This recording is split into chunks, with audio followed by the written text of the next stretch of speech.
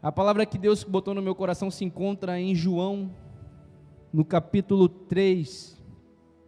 Se você está com a sua Bíblia e quiser acompanhar, eu vou ler para você para ganhar tempo. Porque aqui a gente pega o alimento, mastiga e entrega mastigado, para a honra e glória de Deus.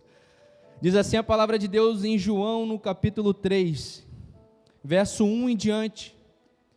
Havia entre os fariseus um homem chamado Nicodemos. Repita comigo, Nicodemos. Um dos principais dos judeus. Este foi ter de noite com Jesus e disse: Rabi, sabemos que és mestre, vindo de Deus, pois ninguém poderia fazer estes sinais miraculosos que tu fazes, se Deus não fosse com ele.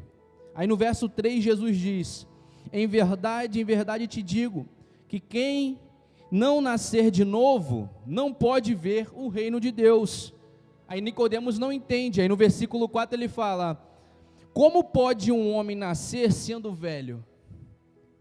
Poderá voltar ao ventre de sua mãe e nascer?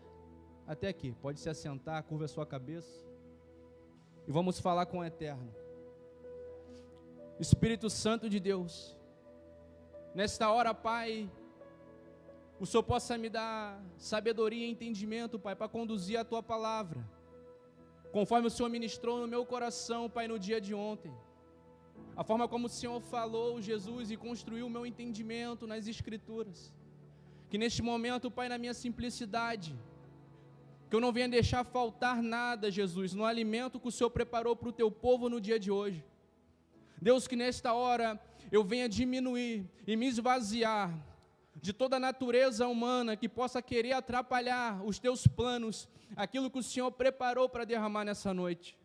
Espírito Santo de Deus, que o Senhor possa tocar agora nos corações e começar a preparar a terra para receber a semente.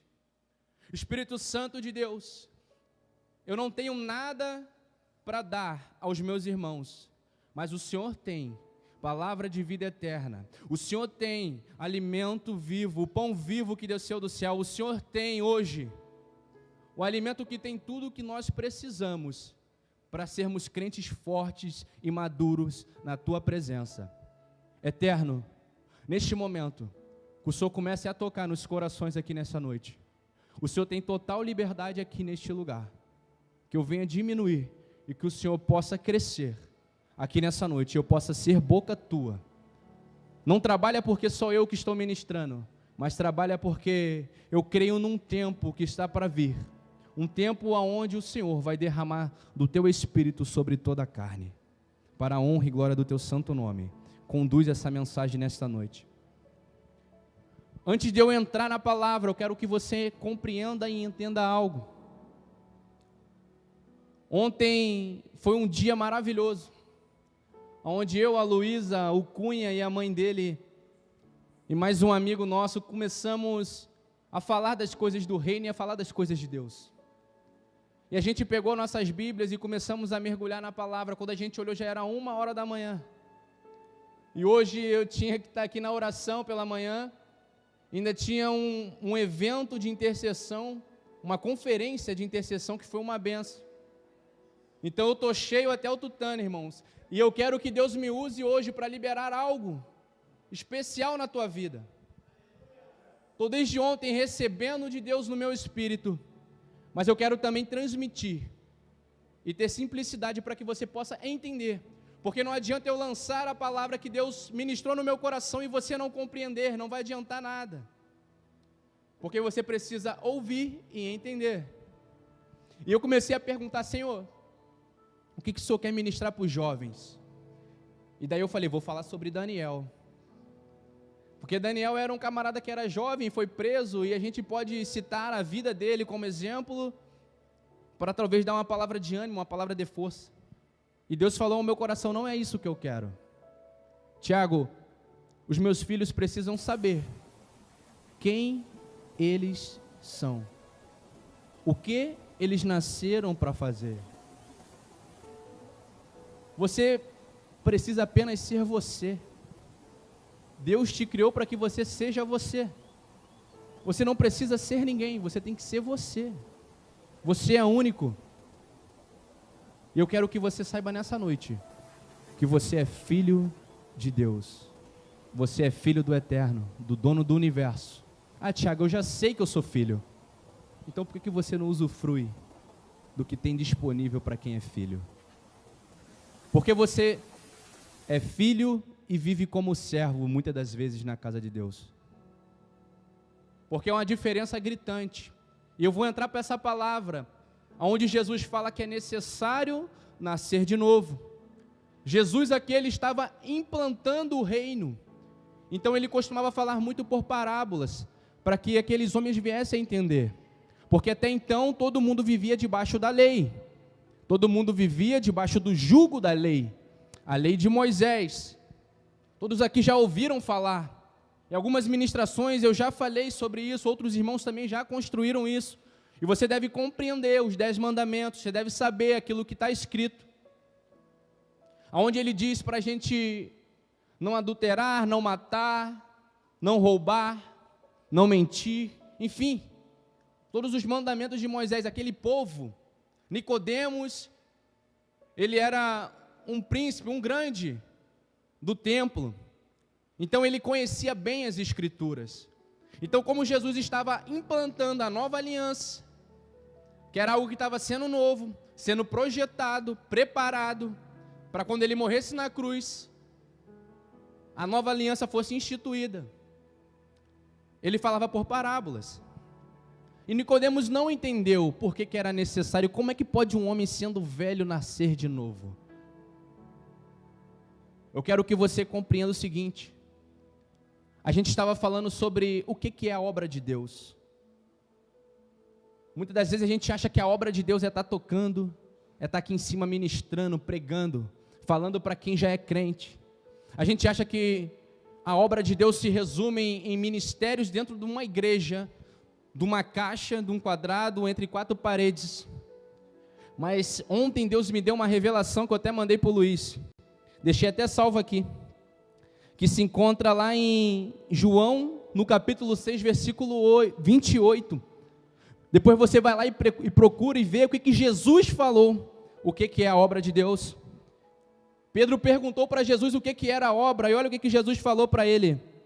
E Jesus respondeu e disse-lhes: a obra de Deus é esta, que creiais naquele que Deus enviou.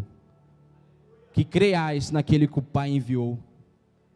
A obra de Deus é muito mais simples do que imaginamos ou pensamos.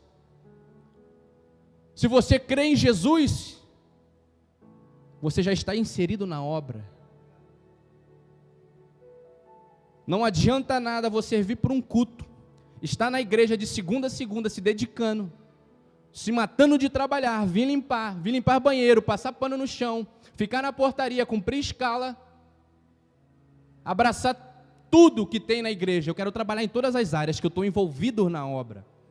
Não adianta nada se você não compreender quem você é em Deus, e se você não crê no sacrifício de Jesus, e se você não for luz no seu trabalho, na sua escola, na sua faculdade, aonde você estiver. Você tem que entender que o que você carrega é diferente.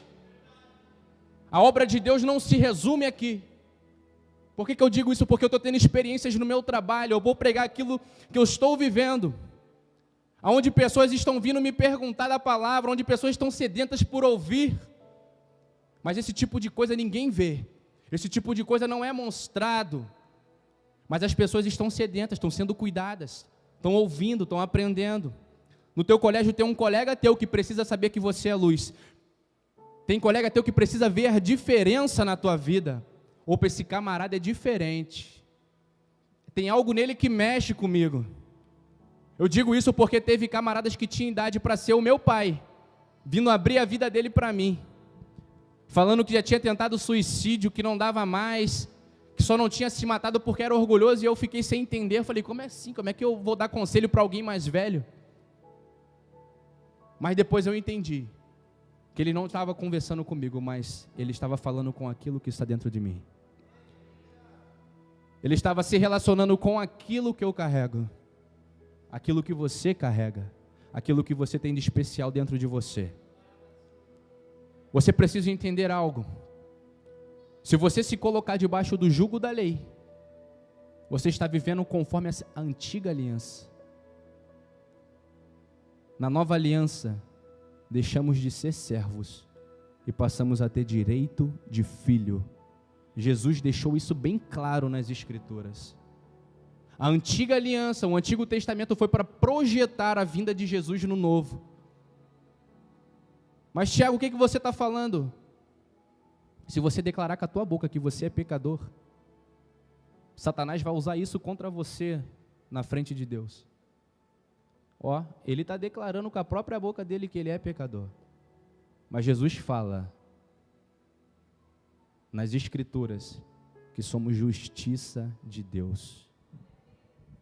Você é justo, irmão. Você foi justificado por um preço caro. Para você ficar por aí perdendo para um derrotado que fica blefando com você, falando que você não merece, falando que você é sujo, que você é imperfeito, que você não consegue vencer o teu pecado. Então o que tu faz? Você esconde debaixo do tapete aquilo que tu não quer mostrar. Mas eu quero que você compreenda algo hoje. Você sabe que você é filho. Rodrigão, vem cá, por favor. Nem avisei o Rodrigo. Chega aqui. Você tem que entender. Quero que você saia daqui e compreenda o que é ser filho. Sobe aqui, mano. Para todo mundo, o Rodrigo é nosso líder de jovem. Tem sido bênção de Deus na nossa vida. Ele tem uma filhinha chamada Sara, coisa mais linda. Completou 4 anos, né, Rodrigo, essa semana? Vou perguntar algo óbvio para o Rodrigo aqui nessa noite. Você ama a Sara? Sim, muito. Por que eu chamei o Rodrigo aqui como exemplo? Porque eu vejo que ele é um pai que cuida. Eu vejo que ele é um pai que se preocupa. É um pai que abre mão às vezes do seu conforto para dar o melhor para sua filha. O Rodrigão, se a Sara chora, ele vai e pega ela no colo. Ele afaga ela, até que ela fique calma e pare de chorar. Aí eu te pergunto, Rodrigo, se tiver um dia chuvoso lá fora, agora você vai entender a diferença de pecado e impureza, que é o que acontece com a gente nos dias atuais. A impureza, ela mancha as nossas vestes, mas ela não tira da gente o direito de filho. Você não deixa de ser filho quando você peca. Você fica em pecado, para de ter fluxo de unção, sim, mas você continua sendo filho. Eu vou te perguntar o seguinte: um dia chuvoso, de lama, criança gosta muito de brincar na poça. Se a Sara sair para o quintal para brincar na chuva, você não viu, você falou, Sara, não é para brincar lá fora. Ela saiu correndo para brincar, se sujou. Vamos supor que ela esteja com um vestido branco. Respingou lama no vestido dela. Ela vai chegar na sua casa, na porta. Ela vai pisar, o que tu vai falar para ela? A partir de hoje você não é mais minha filha. É assim que acontece? Não. O que tu vai falar para ela? Vou pegar ela e vou ajudar ela a limpar, né? Trocar de roupa, cuidar dela. Estão pegando a visão? Ele vai pegar ela, vai dar banho, e ela vai ter direito de banho e roupa limpa. Ela vai ter roupa passada no quarto dela, porque ela é filha. Ela não é serva, ela é filha. Ela não é escrava do pecado, ela é filha. Ela tem direito, mas o que ela perde? O Rodrigo não vai pegar ela no colo, porque ela está suja de barro. Primeiro ele vai fazer o quê? Vai para o banheiro tomar banho. Depois que você tiver com as suas vestes limpa, aí você vem para o colo. E no colo que acontece o fluxo de unção. Você tem que compreender isso. Ramandaracedo comanagaio. Quando você sai do colo, o fluxo da unção é cortado, por isso que você se sente vazio. O pecado não te afasta e não faz você perder o direito de filho. O pecado simplesmente corta o fluxo do colo. O que você sente, esse vazio que você sente é falta de colo. Esse vazio que você sente é falta de fluxo de unção. Mas você continua sendo filho de Deus. Você continua sendo filho pelo sacrifício que Jesus fez na cruz do madeiro. Nós todos fomos resgatados pela graça de Deus, pela misericórdia de Deus que nos alcançou. Obrigado, meu. Oh, aleluia. Deus de poder e glória. Deus é tremendo. Então prova, Tiago. Eu provo para você. Abra sua Bíblia lá em Mateus. Você que está com a sua Bíblia. Deixa eu abrir rapidamente.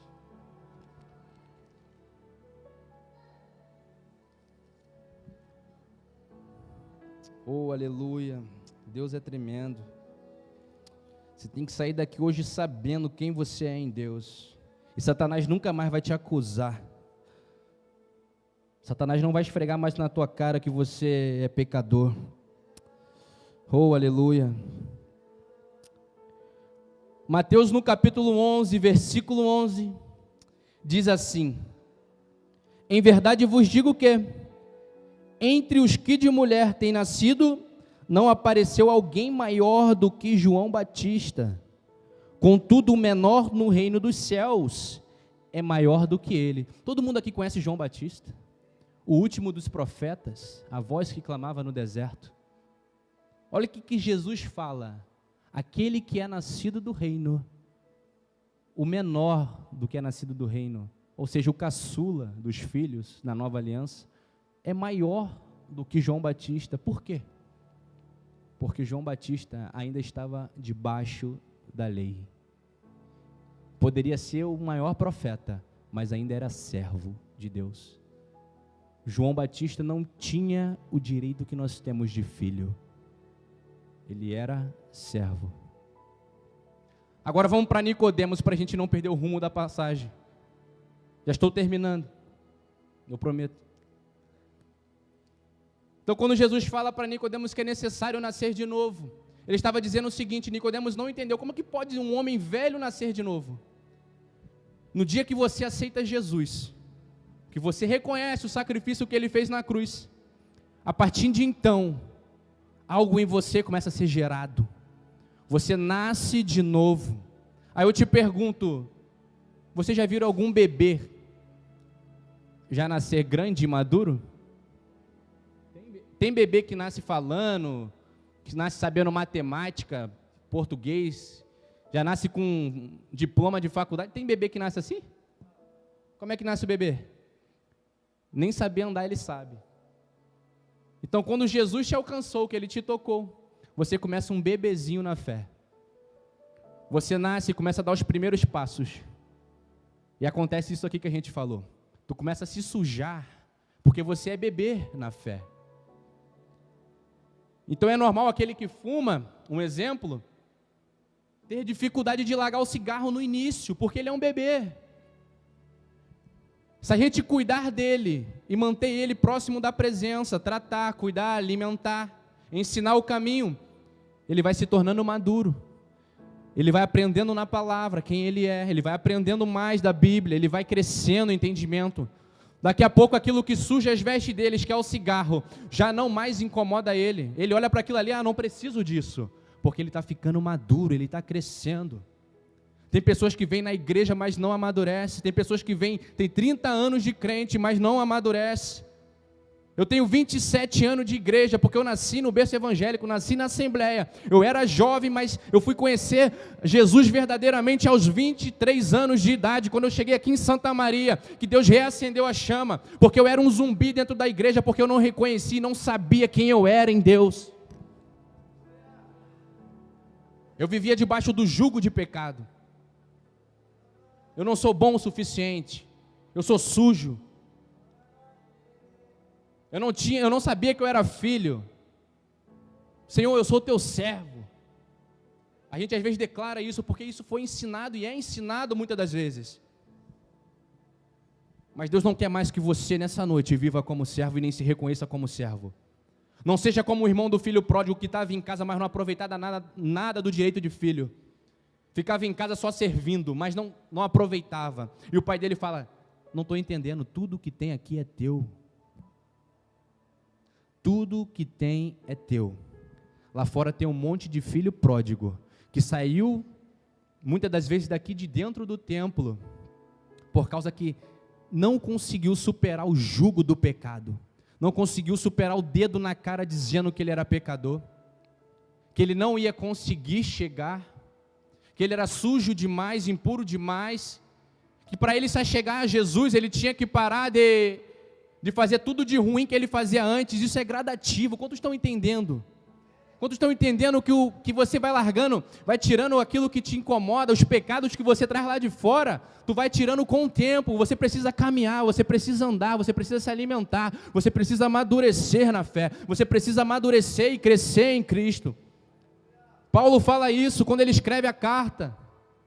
Até quando vão continuar tomando leite como crianças? Até quando? Quando que vocês vão começar a comer comida consistente? Quer ver avivamento? É necessário um crescimento no entendimento. É necessário você compreender quem você é em Deus. Eu vou bater nesse martelo, quem você é em Deus. O que é a obra de Deus? O que é o reino de Deus? Às vezes a gente vem e cumpre liturgias, cumpre um cronograma de um culto, mas não sabemos nem o que estamos fazendo aqui. Daí a gente tenta cumprir os 10 mandamentos. Sede santo como eu sou santo. Aí a gente vai lá para os mandamentos de Moisés. Se você acha que você consegue cumprir, no final você fala comigo que a gente vai mandar arrumar uma cruz para você também, porque tu deve ser o terceiro Cristo. Ou o segundo Cristo, não sei, o terceiro Adão, o segundo Cristo. Porque se Cristo veio para redimir o pecado de toda a humanidade nele, porque o homem não estava conseguindo cumprir a lei, quem somos nós para tentar cumprir a lei de Moisés? São 613 mandamentos. Em Tiago 2,10 diz: aquele que falha em um só ponto na lei, tornou-se culpado de todos. Então eu posso dar dízimo, eu posso não mentir, eu posso não roubar, mas se eu chegar ali e eu matar o meu irmão, eu me tornei ladrão do dízimo, eu me tornei mentiroso, porque você se torna culpado dos 613 mandamentos que tem na Bíblia e na lei mosaica.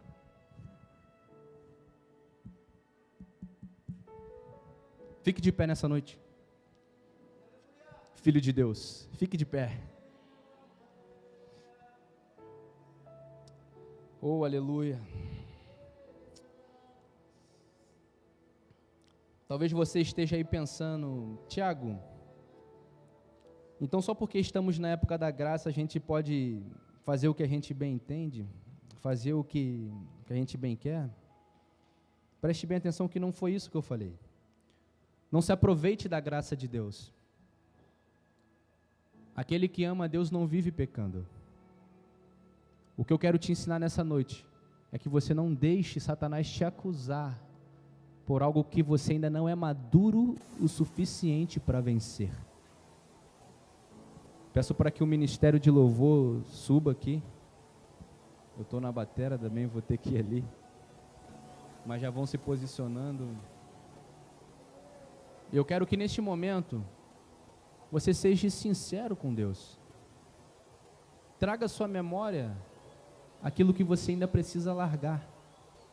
Aquele vício que você ainda precisa largar. O vício que você precisa abrir mão. O pecado que ainda está manchando as tuas vestes. Que está te cortando o fluxo da unção. Que está te tirando o direito de comungar com Deus perfeitamente. Que você feche os seus olhos e comece neste momento a falar com Deus. Seja sincero, não esconda de Deus. Tu pode tentar esconder os seus defeitos de mim, dos seus irmãos, das pessoas, mas Deus conhece o teu coração. Ele sabe aquilo que você tem dificuldade. Fale com Ele: Deus, eu tenho dificuldade na pornografia. Eu quero largar, mas não estou conseguindo. Me ajuda, Senhor. Deus, eu tenho dificuldade com a bebida. Eu não consigo parar de beber. E daí eu fico arrumando desculpas para beber. Eu fico me baseando na Bíblia, que ela fala para não se embriagar, mas ela não diz nada sobre não beber. Deus, eu não consegui largar o cigarro ainda. Jesus, eu sou viciado em redes sociais. Começa a falar com Deus. O culto é você que presta ao Senhor. Eu não tenho como cultuar por você. O que eu tinha que receber, eu já recebi desde onde eu estou recebendo. Para falar a verdade, eu nem fiquei em casa hoje. Estou desde cedo recebendo de Deus. Quero nessa noite trazer a reflexão, que você possa